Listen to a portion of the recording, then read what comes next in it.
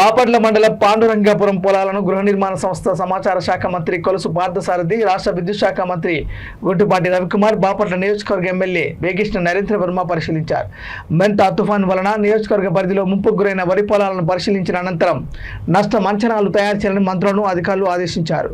స్థానిక రైతులతో మాట్లాడి ప్రభుత్వం అండగా ఉంటుందని భరోసా ఇచ్చారు. మీరు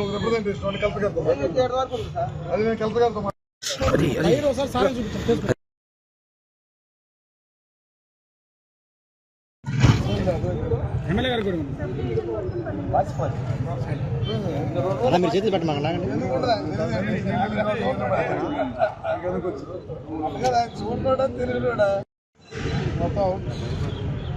నీళ్ళు పైకి వచ్చిన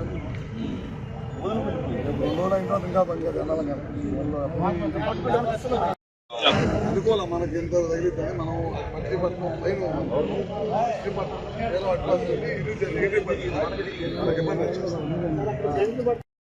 అన్ని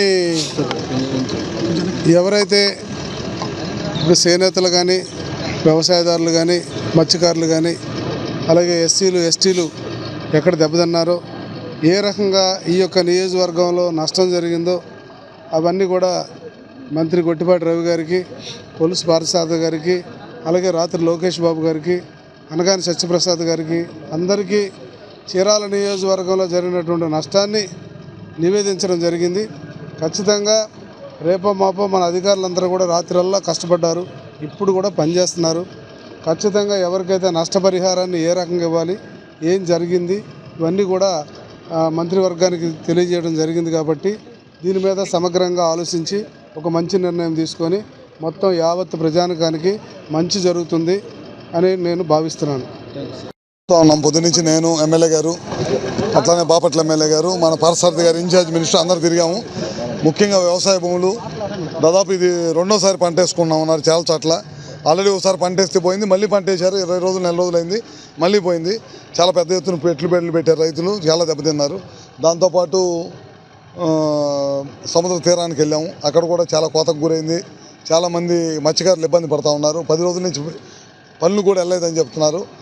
వాళ్ళది కూడా ప్రభుత్వం దృష్టికి తీసుకెళ్ళాం. తప్పకుండా ముఖ్యమంత్రి గారి దృష్టికి తీసుకెళ్ళి తీర ప్రాంతంలో ఉన్న మత్స్యకారులందరూ కూడా న్యాయం చేసేదానికి చేస్తాం. ఇట్లాంటి పంట నష్టం రేపటి నుంచి ముఖ్యమంత్రి గారు వాళ్ళు తిరిగి వెళ్ళాడు, ఆల్రెడీ ఏరియల్ సర్వే చేశారు ముఖ్యమంత్రి గారు. మళ్ళీ చాలా చోట్ల ఆగి ప్రజలను పలకరించి వెళ్ళాడు. దాని మీద ఎక్కడైతే పంట దెబ్బతిందో అవన్నింటిని కూడా ఎన్యుమరేషన్ చేసి రాసి తొందరలోనే పంట నష్టం జరిగిన రైతులందరూ కూడా న్యాయం చేసేదాన్ని ప్రభుత్వం కృషి చేస్తాం.